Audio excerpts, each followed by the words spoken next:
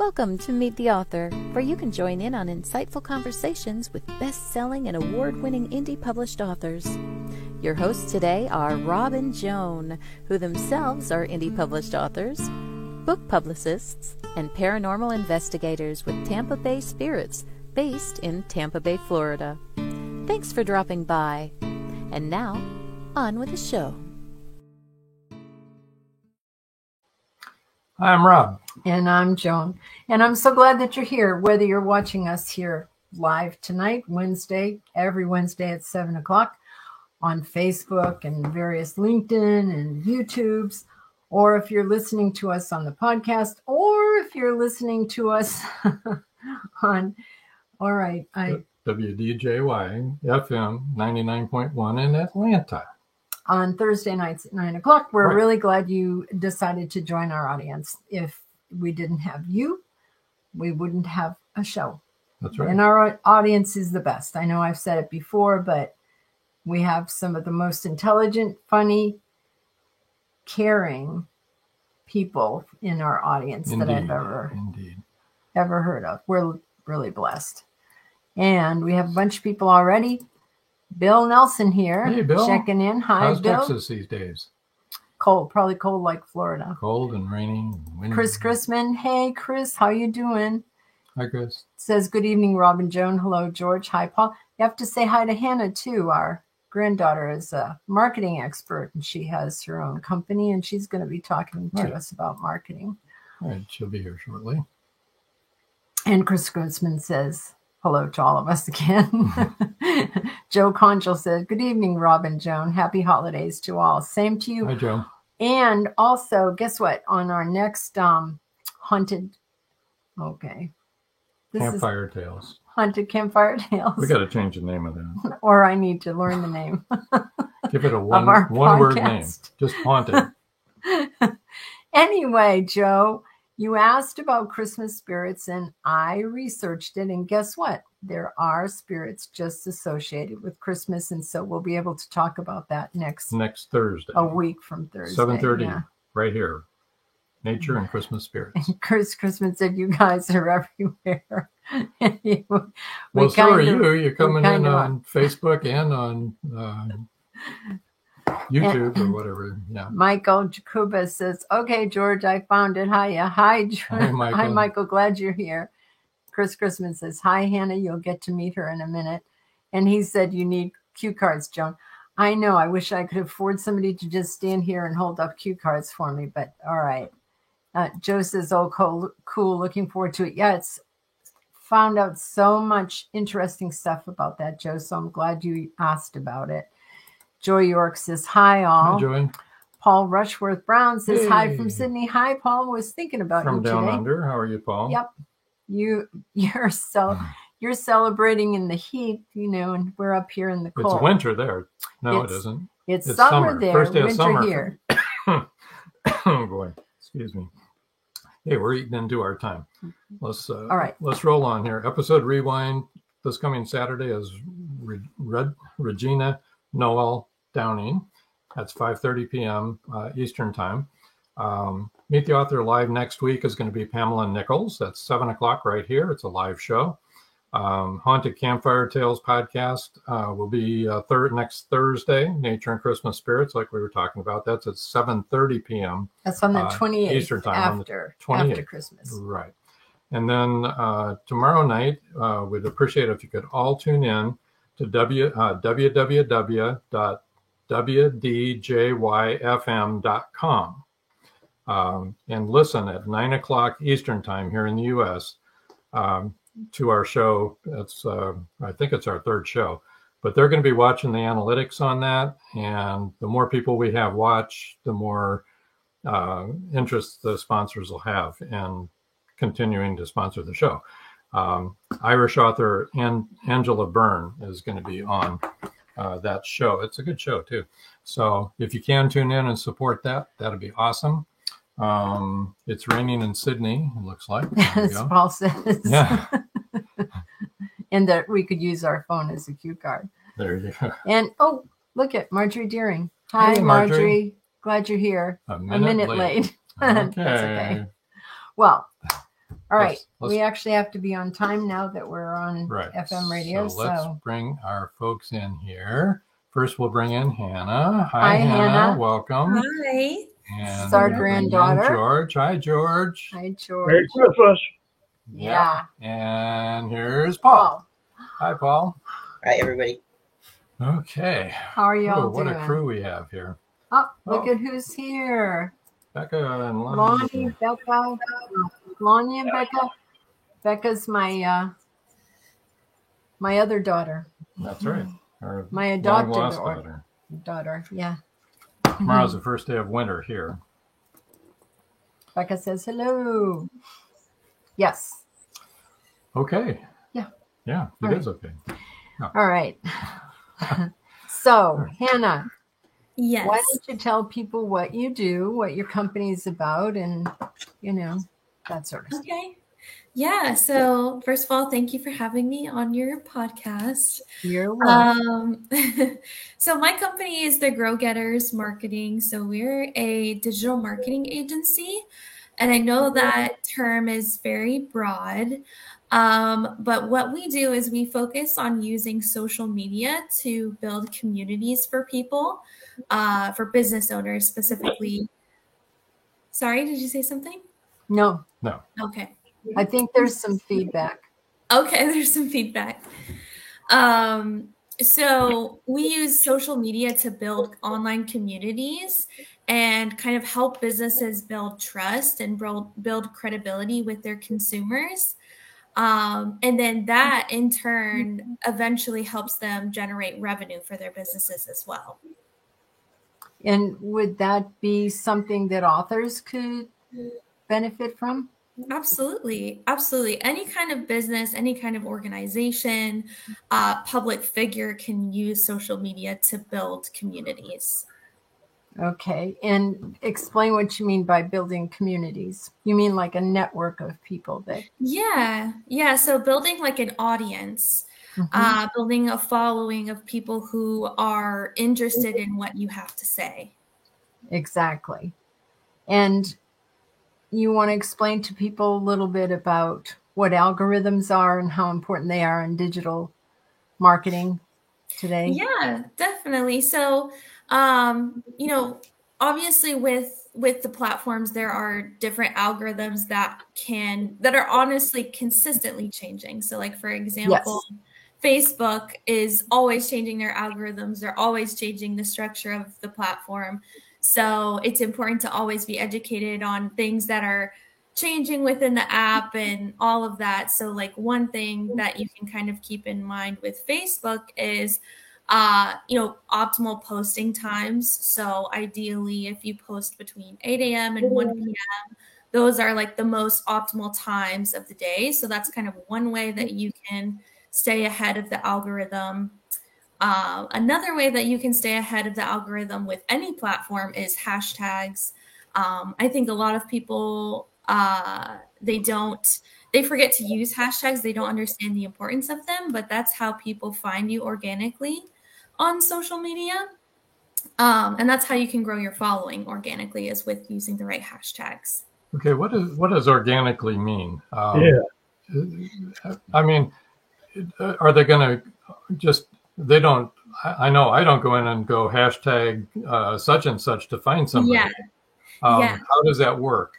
So organic means that it's not paid. So you're not running any ads. You're just posting organically. You're not putting any money into it. It's just what you post on the platform. I thought it was without fertilizer. Yeah. Sorry. I said that too. Yeah. And the thing about organic is when you use hashtags, of course, you're not always going in and clicking on different hashtags and seeing what comes up, but the algorithm uses those hashtags to kind of like categorize your content. So for example, since I'm a social media agency, I'll do hashtag social media agency. And let's say somebody likes to see, social media tips, then I would be categorized under that sort of content. So I would come up if somebody was looking for something like that. So really what it is a way for when people Google or search or use a search engine, okay, any hashtags that you use, that is going to organically bring you up to the top where they will find you and what you're all about. Anyway, that's my understanding, and that's what we do. Right. All right. Chris Chrisman said, Hannah, what all different social media platforms do you use? Facebook, TikTok, Instagram, etc. So for me personally, because I am a business-to-business organization, I focus on LinkedIn. And then I also focus on Instagram because obviously, like, I am a social media agency. So people like to see my graphics. They like to see kind of like the visual content that I come up with. So I also am very much, I'm very active on Instagram.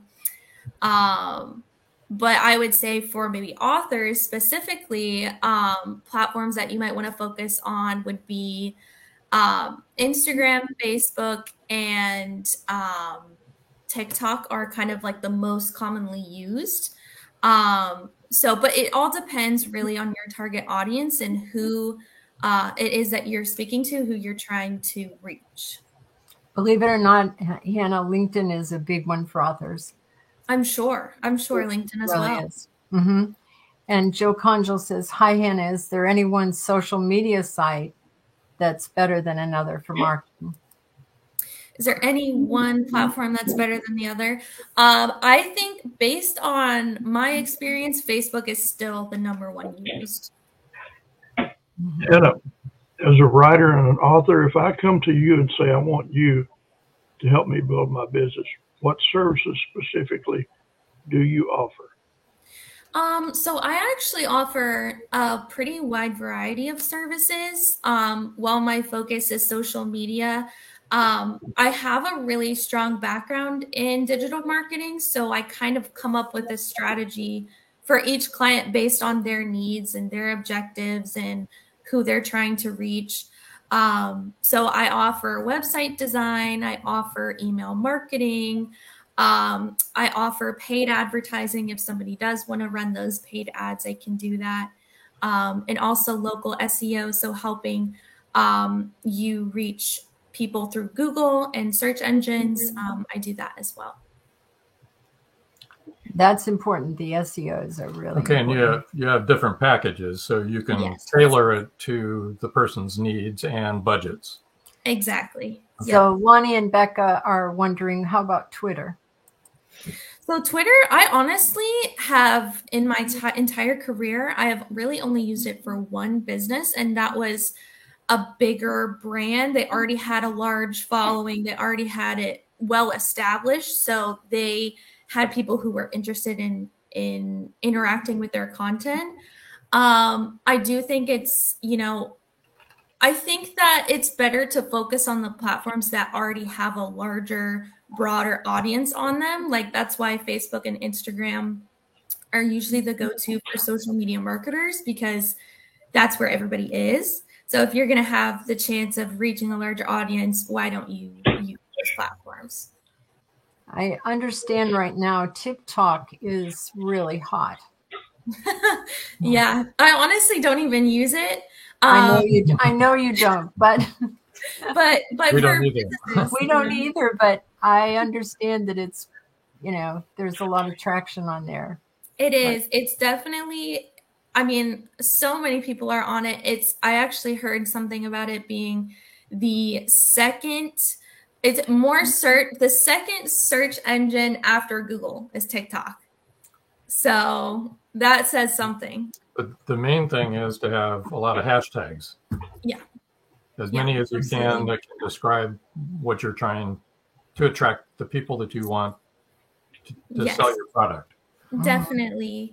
And there's also there's a hashtag strategy. So it's not really just using random hashtags according to your industry, but it's also, there's certain platforms that you can use to search what are the trending hashtags and what are the ones that people are using to identify you.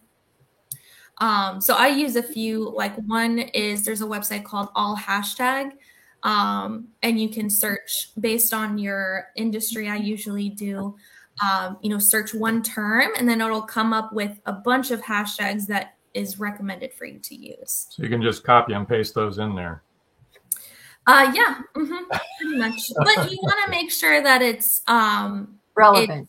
Yes, exactly. And you don't want to overwhelm people in the post with hashtags either. Definitely.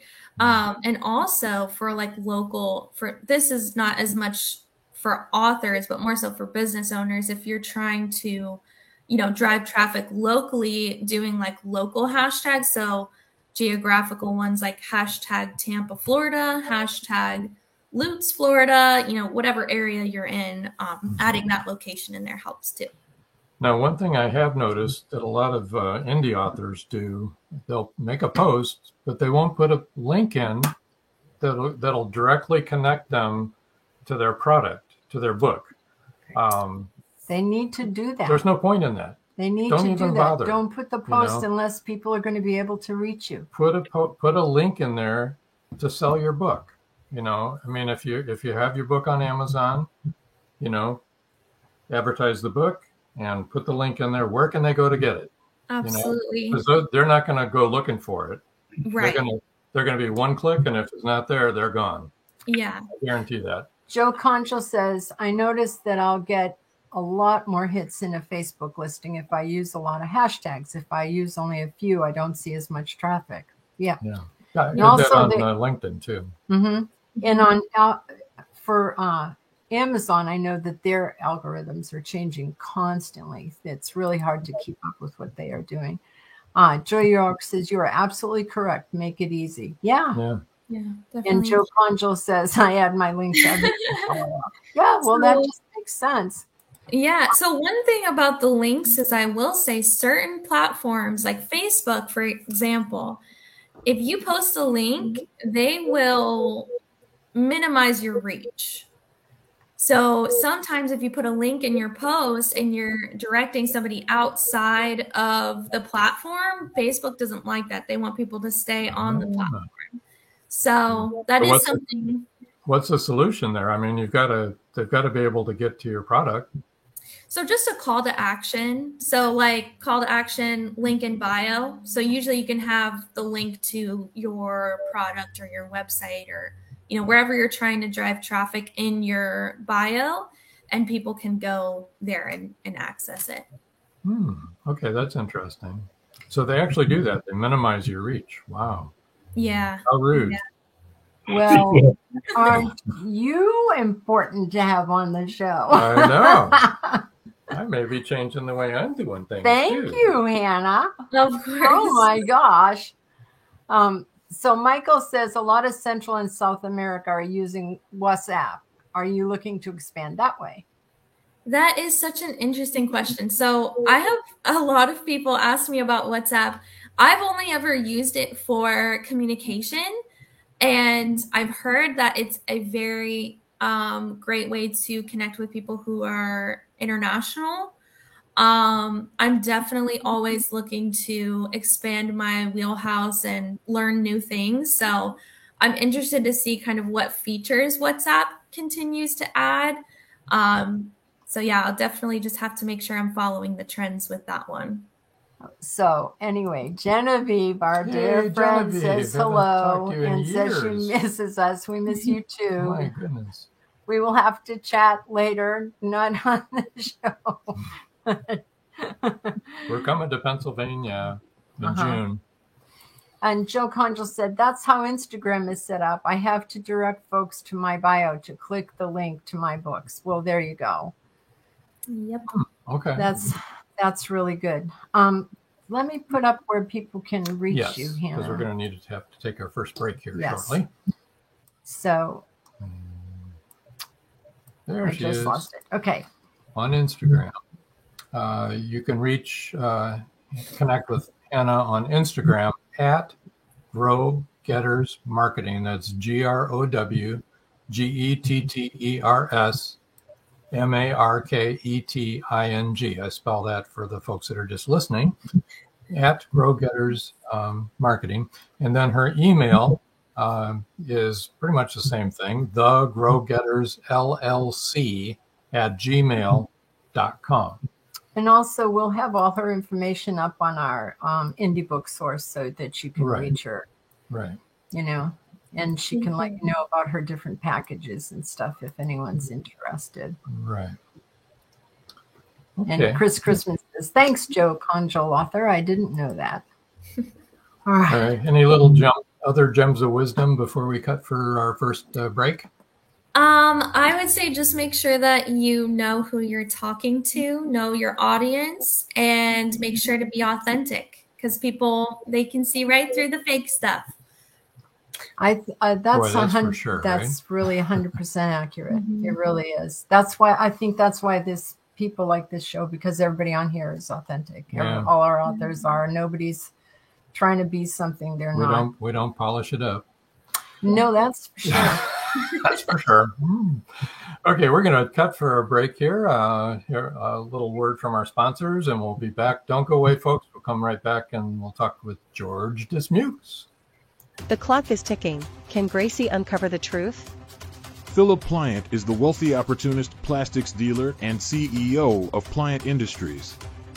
He's also a master thief, creating a pervasive threat to the manufacturing infrastructure in the Caribbean islands markets.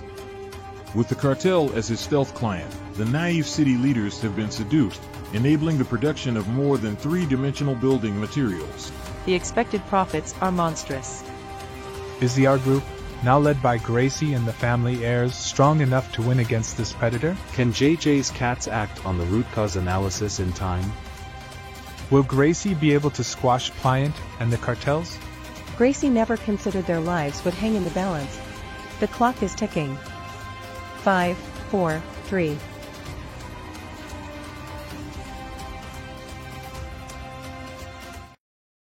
It's every parent's worst nightmare. Police officer Madison Jackson awakes to discover her baby kidnapped from her crib.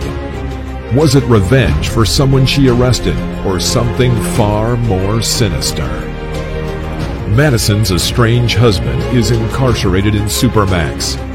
As the second in command of a deadly Mexican cartel, did he issue the order to abduct their daughter? Bye, Baby, Bye, from author Kelly Marshall. Get your copy today.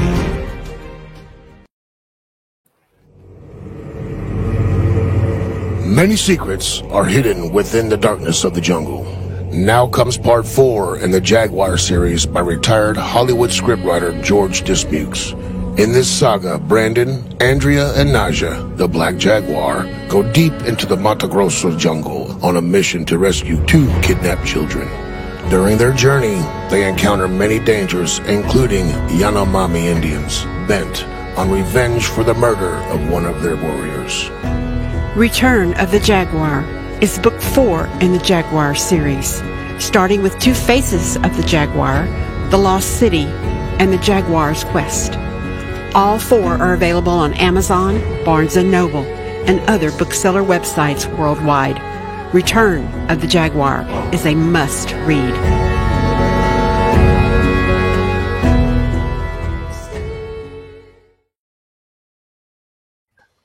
Wow. We're back. George, that brings us right to you. That's your latest book.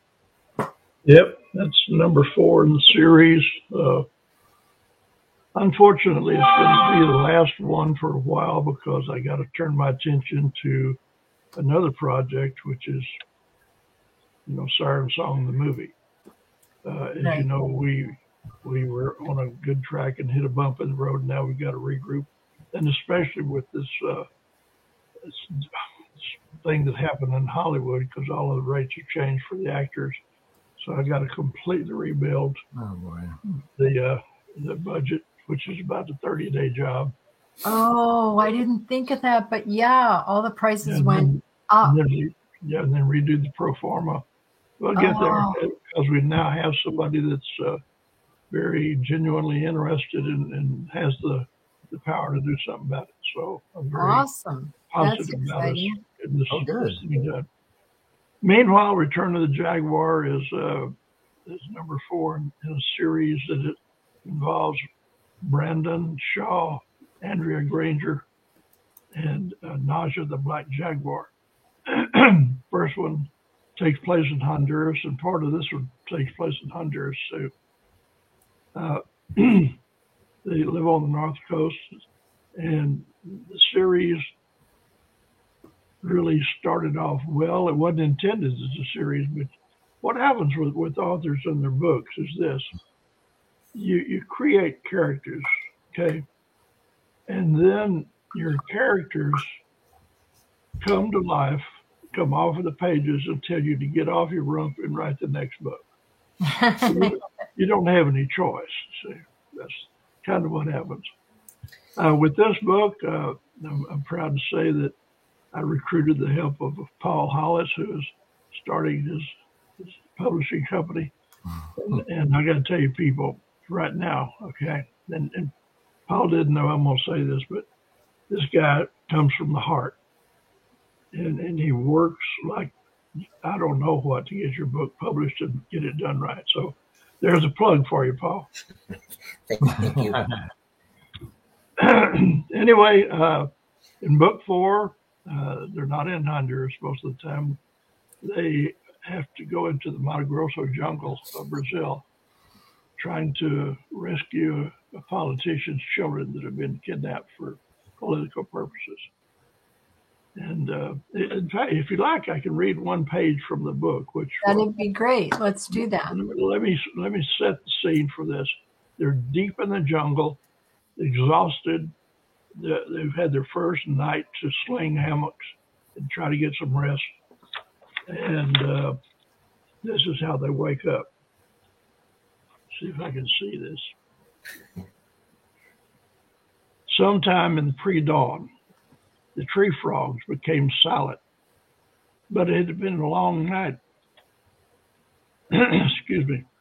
Oppressive heat had usurped the ability to sleep until finally exhaustion gracefully took the team into the, I'm having trouble seeing this, into the blackness of rest. Even Naja, the black jaguar, lost some of her abilities, keen insight, and jungle instincts to domesticity. Okay, wait a minute. I'm trying to read this thing. The printer didn't do a very good job.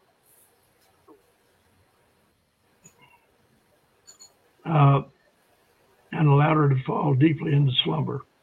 Therefore, when at last Andrea swam back to consciousness, it was a rude surprise.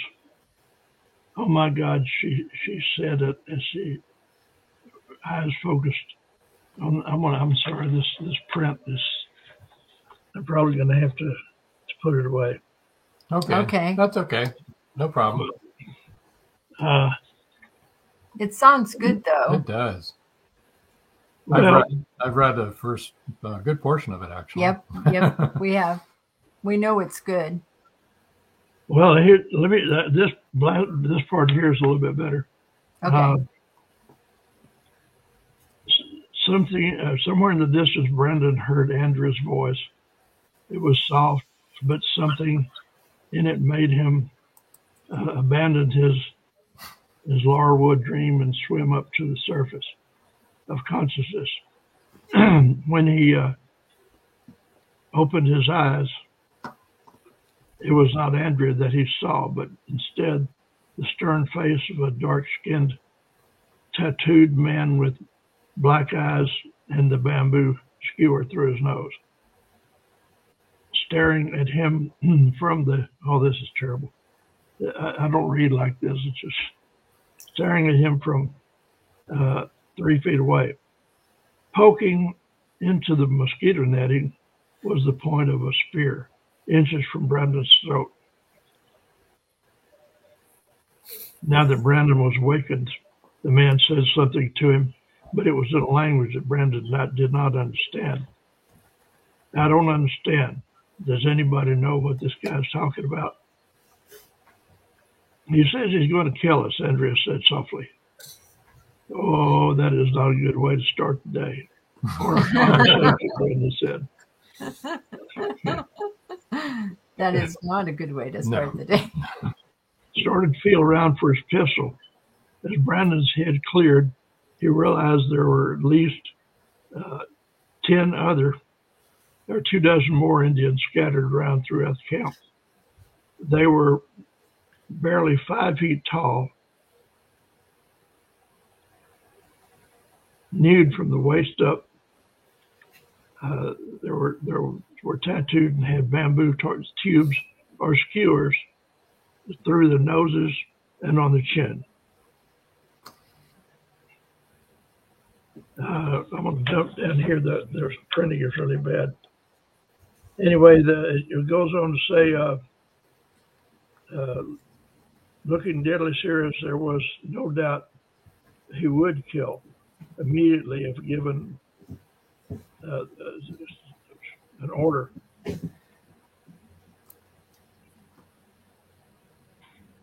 Anyway, Brandon asked her if this is if she knows how to speak this guy's language, and she said yes. And he said that would be a good time to start. So, I'm sorry, the printing is really faded, so I didn't take a good look at it before the show. I should have done that. I'm sorry. It's okay. That's okay. We got a good idea. The point is they're deep in the jungle and they're running this group of Yanomami Indians who ain't very happy because somebody has killed one of their warriors. They want to find out who, and then they want to do the same thing to them that they did to the warrior. So that's one of the problems they encounter, but only one. That's a big problem because they are wondering problem, if they killed their warrior. So yeah, you're in their territory, and there's more of them than there is of you. So this wraps up a 4-book series, basically. Or do you think it's going to continue maybe after you get over the hump here with the movie? There are many more books inside of me. How many I'll get a chance to write, But I have an obligation to investors to get this movie done. Yes. So I'm gonna have to park my writing, and I love to write. That's my passion. You do. And normally I read a lot better than I did there, but I don't know. As soon as we get the first movie done, I have a feeling we're going to go into it because that, like Two Faces of the Jaguar, Siren Song is also a series. It's a 3-book series. And in fact, if you look on the wall behind you, there, my wife's picture is on the cover of the 3rd book. Yeah, that's Nadine. So that's the Siren Hunter. The Siren Hunter is the 3rd one. So the chances are we'll go from movie 1 to movie 2. Now, whether or not I'll do it or we'll just sell the whole package and get out of it, a lot of things will go into making that decision. Now, the Jaguar series, can people jump into it on book 3 or book 4, or do you recommend they start at the beginning at number 1? I recommend you start at the beginning on both series. Okay. Because it'll build. Because otherwise, you're gonna, it's just you're not gonna know what's going on. Because the way the books are written, each one of them manages to refer to the things that happened in the previous book. Well, I know that the Jaguar series is a very popular series. Yes. So I think the demand will be on for a book 5, but we understand you need to get your movies out of the way first. Absolutely. But I'm thinking that this is only going to make people more anxious for book 5 once they see Naja et al. Back at work. Joe Conjal says, "Hi, George. Did you send your book to movie agents or did they come to you?" I used to work in Hollywood. This is going to be an independent production because there's not a whole lot about Hollywood that I can say that's good. Especially whenever it comes to issues of money and paying people, what they deserve for their movies. Yeah. I do have some investors that have already put some money up. I have an obligation to those investors, and I feel that obligation very strongly. We hit a real bad bump in the road here last year, and some people might have quit, but I'm the hardest-headed old codger you ever saw in your life, and I'm not about it. Okay. And it's a good thing I didn't, because now, like I say, I've got some good people that are pushing me to go forward with this. Good. And let me tell you, he's determined to, because I was not ever going to eat oysters, but guess what? George has me eating oysters, and now I'm addicted to oysters. So I'm pretty sure George can get done whatever he needs to get done. Just saying. That's right. So which kind did you like best? On the half shell or hot-blooded oysters? You know, I really, really love the oysters Rockefeller. Oh, okay. Yeah. I love those. But I like them all. I would eat any kind now. Except raw. I wouldn't eat them raw. Listen to that lady. I know. I was never going to have an oyster. You've got pecan brittle on the way. Where do you get that? I want to make you another addict. There you go. I think you sent some last year. And the year before. So we're already addicts. We're waiting. We've got it. That's our yearly tradition. It is. To get to George's books, you can find them on Amazon. You can just Google him, just search there. Amazon, Barnes & Noble, Smashwords. Anywhere books are sold. Anywhere books are sold, basically. His website would be at indiebooksource.com /books-by-George-Dismukes. You can find him there. They're all there with the links. And then his email is mayanart@yahoo.com. That's capital M-A, or it's MAYANARTINTL@yahoo.com. It doesn't have to be capitalized. It can be capitalized. Doesn't matter. It's not case sensitive. So you can email him and ask him questions or whatever. Mm-hmm. And you can find all of his books on Amazon and go to his author's page and find all those links. Okay. Oh, Marjorie Daring says old codgers are the best codgers. Well, that's good news. We've had a lot of practice of being codgers. There you go. A lot of us are heading into that. We're already there. Heading into it. What are you trying to say? How much further in can we get without being out of the picture completely? Well, that's true. Yeah, I know. Unless I'm going to be like 130 or something. There you go. Yeah, we're having a midlife crisis.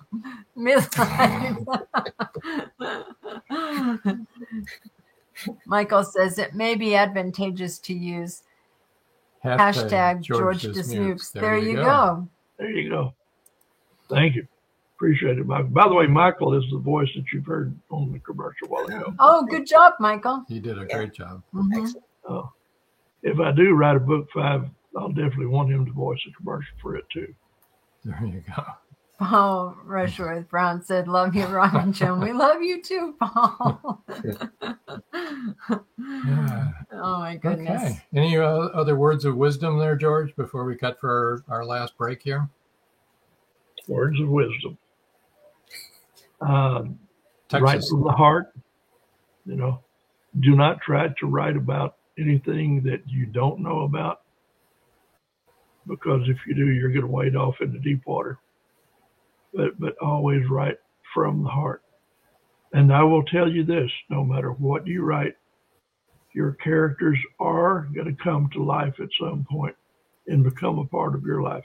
I've got one character that is in all of the Jaguar books except the last one. His name is DDA. He owns a hotel deep in the jungle, the Mosquito jungle. Yeah. I would give anything to be able to sit down and have a cold beer with him and talk it over. But he's that real to me. He's also my favorite character.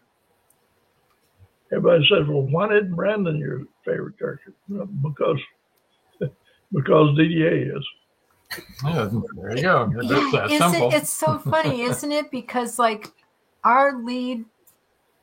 have 2 lead protagonists in our book, Yet one of the secondary characters in our series is my favorite.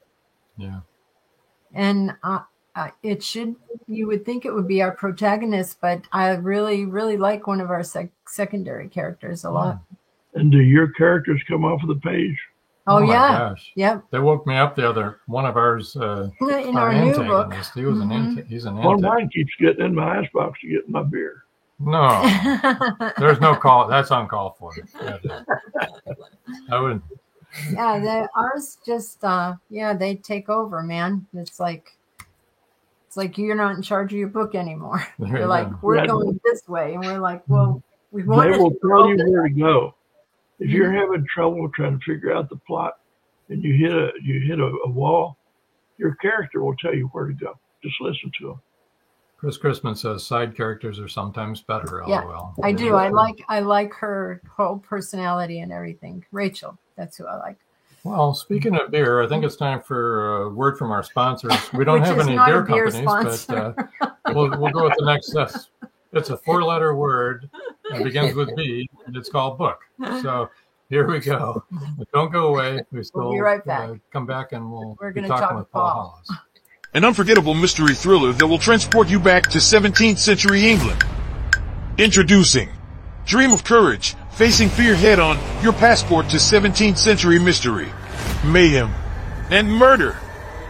Follow Robert and John Rushworth through Leeds' bustling Briggate district, where danger lurks in the shadows, embodied by the thief-taker Jacob Wilding. You will laugh, you will cry, and be in awe of the twists and turns. Its meticulous attention to character development, emotional nuance, and the unfolding of the story's layers promise a compelling and emotionally charged journey. The U.S. National Times said, "Modern writers usually don't know what it was like to live in the past, but Rushworth Brown does this with great skill." Uncover the secrets of Smythe, the enigmatic tavern keeper who sends Robert to the Haven, to the pirate Captain Girlington. Will he outwit danger in the nick of time?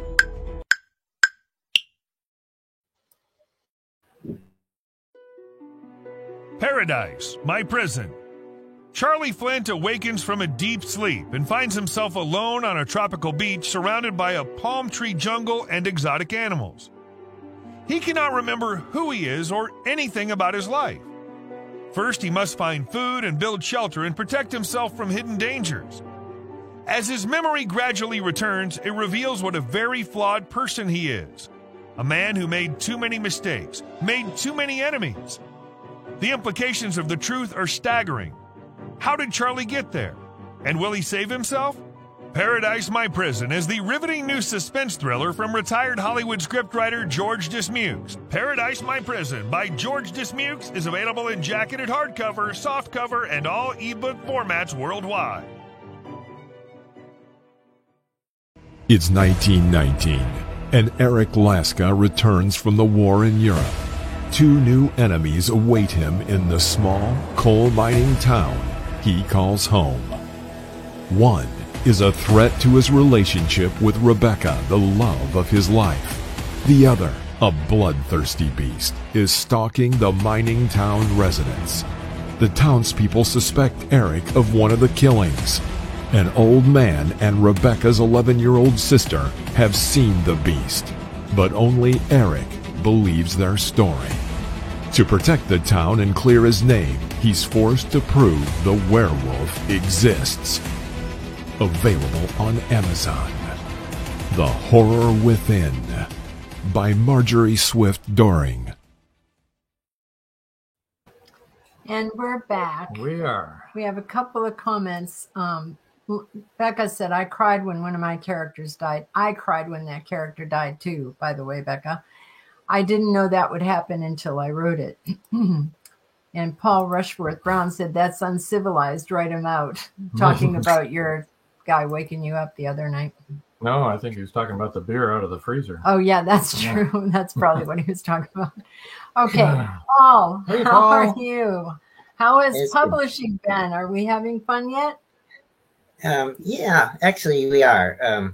I got into this a few months ago because I've honestly learned a lot from a lot of people over my career as a writer, my probably what my 6th or 8th career.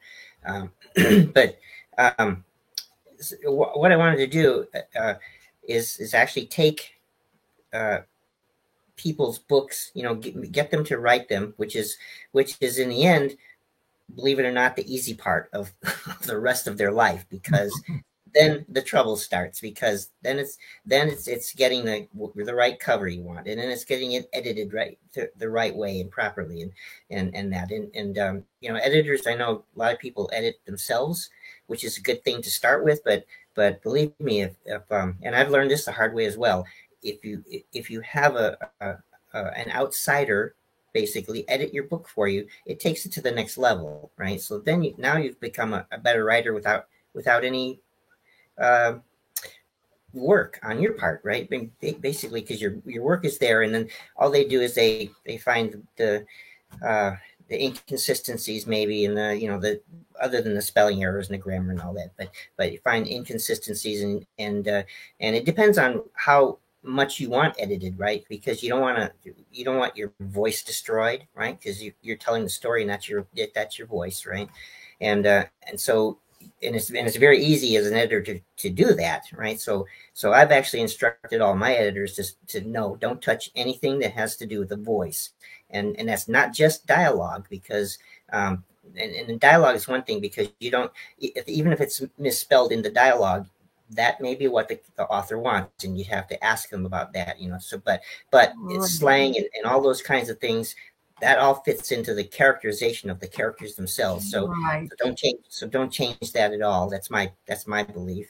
And so and it goes all the way up to like the top level where you actually are looking for holes in the plot, and things don't line up, and timelines are different, and this and that, sort of thing. So and it's the author's choice as to how far they want to go up with that, and could stay really at the line editing, which is perfectly fine, and there's nothing wrong with that. So you've got that to worry with, and then you've got to worry about how do I get the darn thing published, and then where do I get it distributed to, and then do I want an audiobook to go with that? So there's a whole lot, and then as Hannah is saying, you need marketing after that. To somebody to say, hey, look at this guy, look at this girl, they got a great business here, and you should go and buy from them, right? And so if you try to do all of those things yourself, it's a full-time job, and you never will get to writing the sequel to that first book. So what I'm trying to do is just to take some of that pain off of the authors, and just say, let somebody, let me do this, because I can do it. I've done it. I've published basically 100 books for people for free. So why don't I just get a couple of dollars for it anyways? And but I've done all those things. I've made all the mistakes that you're going to make if you do it yourself. I've made them all, and I know how to correct them now. And I've dealt with the distributors, really, because a lot of people think that Amazon is a publisher, but in reality, they're just a distributor of your book, and you have to get it to them. And it's the same with Ingram Sparks and BookBaby and the whole, all the rest of them. They're really just distributors, and some do a better job than others, by the way. I understand now that Ingram Spark actually distributes to more places than Amazon does. Yes, right? They do. Right. They do. So they're a good distributor. So there's lots of choices that you have to make then as an author. And I know my own experience is like, leave me alone. I just want to write my book here, right? So yeah. So I've just been trying to help people as I'm writing it myself. I'm trying to help people to get to the point where at least that they're past the heartache of not being able to see their work in a public place, right? And I want them to say, look, this is me, this is my book, this is my baby right here, right? And that's what they deserve, from working so hard for writing a book, whether it took them 2 months or 2 years or 10 years to write the book. That this is something that they have focused on and have gone to do, right? I mean, I have understood that maybe 90% of the people that we know have a book inside them that they want to write it, but yet maybe 10% do, and probably 2% do it well, right? But anyway, the 10% that do it, they deserve to have that come to fruition, to say, look, this is my book. Read it. You're gonna like it, right? And like Hannah says, if you find the right audience, then that's all you need, right? That you've got your book to the right audience. If you're selling to the wrong audience, then they're not gonna like it. So, well, Paul Rushworth Brown says Paul's a legend. And Chris Chrisman says, I highly recommend Paul Hollis Company for editing. I just used him. Fast turnaround for line editing. So he enjoyed that. Yeah. And then Chris Thank you, Chris. says, Paul Hollis, do you have a company website yet? So it is coming. It should be live by the first of the year. I've had a few problems with people taking some holidays off. I can't believe that, right? So, anyways, but that will be there. But my email is good. You can catch me at Paul at hollowmanpublishing.com there, or my other 15. So here's Paul's email. Paul at hollowmanpublishing.com. That is active now. That email. It's a good email. Okay. So Hollowman is HOLLOWMAN publishing.com. And Paul's website will be active. We're thinking January 1st, maybe? I'm hoping so, yeah. Right around that time. Okay. And that will be the hollowmanseries.com. That's the one that he's got now. That's the one you've got now. And then you will be coming out with hollowmanpublishing.com. On January 1st. On January 1st. Right. And that's where you can reach Paul. I just wanted to get those up there before. Thank you. So to make the long story short, I do have we've published a couple of books already. One including one book of poetry and that, but and then George is here, and we're just kind of getting George's into the right places right now. So, but I've got him. I'm on him, so he's not getting away from me. But I have probably five books in editing right now. Probably another 4 or 5 that are waiting to be published. Or it's waiting to be edited, kind of thing. I've got a couple of websites that that I've set up for people as well. And so, there's whatever you want, ask me, and I'll figure it out, or we'll get an answer. I'll send you to Hannah here. So, everybody can use Hannah. Yeah. Joe Conn just said, hi, Paul. Do you also help with repackaging a current series, or do you prefer books that haven't been previously published? No, actually, the good question, Joe. I actually think that relaunching books is a kind of a good thing. I'm actually thinking about doing that for my own self, because some of my books have been around for a while. But I think after a while, people stop noticing them, right? And so if it's been around 4 or 5 years, even 10 years, like one of mine, a relaunch would be, maybe a new cover, maybe a new title, whatever, something just even unnoticeable. Put it back out there in the limelight and get it back under for example, Amazon's algorithms, which are always changing anyway, but get it under those things and people, and just get it back into the public eye to say, hey, look, remember me? And people are going to say, oh yeah, I've been meaning to read that book, right? So I'm going to get it now, right? So this is a good time. Oh man, look at this great cover now, right? Or whatever, right? So so I hold both in equal esteem, Joe, and both of them are have their own focus and end goal in sight, so please think about it if you're old, and I've actually found a tool that will help me analyze books, and this tool will tell you like percentages of passive verbs and it's like capitalization errors and all these kind of things, and anybody who wants that, I give away for free. Just give them a free, and it's a pretty like 5-10 pages long of statistics, and it doesn't point out specifically like on page 10 you have this or something like that, because it's just an analysis kind of thing. But it has a bunch of things. I haven't looked at it in a couple of days, but it's got a ton of information on it. I think it's for free. It would be great for anybody to be able to look and say, oh, maybe I do use repetitive words a lot or something like that, sort of kind of thing. So there you go. Yeah, well, we're kind of running short on time here. I did want to mention Paul's latest book is Surviving Prague. You want to check that out. It's his third book, right? Yeah, it is. And it's really good. So want to point people in that direction. We're going to have you all back. Yeah, this has been really good. It's been really good, and the time is short now that we have to format it for an FM radio station. Yeah, darn it. So we're going to move you guys over to the side now.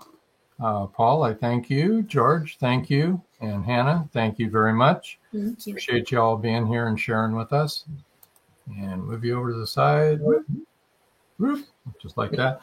Everybody, tomorrow night, if you can, if you're able to, go to www.wdjyfm.com. That's tomorrow night, the 21st of December, 9 o'clock Eastern time here in the U.S. Irish author Angela Byrne. They're going to be looking at those algorithms and those numbers, analytics also. So that'll help the show. It'll help us get syndicated. Yes. A couple more comments here. Looks like Michael says, great show. Thank you, Michael. Marjorie says the hour really flew by. Thank you all. Marjorie. Thank you, Marjorie. Joe says, really enjoyed tonight. Learned a lot from everyone. Thank you, Hannah, George, Paul, and Robin Joan. Yeah, did learn a lot. And Joy said lots of great information. There was. Tonight was great, you guys. Thank you so much, Hannah, George, and Paul. We really have to do this again. Yeah, I mean, the hour wasn't enough. I think we need another hour. So. Sure. Next time we'll have a page that's printed out better. There you go. That's okay. No problem. Yeah. No problem. And so let's see, next week we have Pamela Nichols right here, 7 o'clock next Wednesday, the 27th on Meet the Author Live. Bill Nelson said, great conversation. Thank you, Bill. Lonnie and Becca said, I love this show. Thank you. So much fun. And I think the yes to having another hour. I think so. Chris Christmas said, thanks for another great show. Lots of great information. It was chock full, and we really do need to have you all back for another hour because that's for sure. Because we didn't have enough time. We didn't. So until next time. That's all, folks.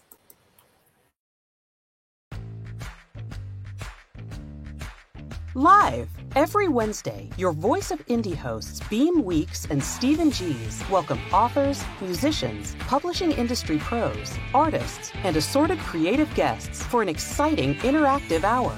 Call in during the show or post questions and comments on Twitter for responses in real time.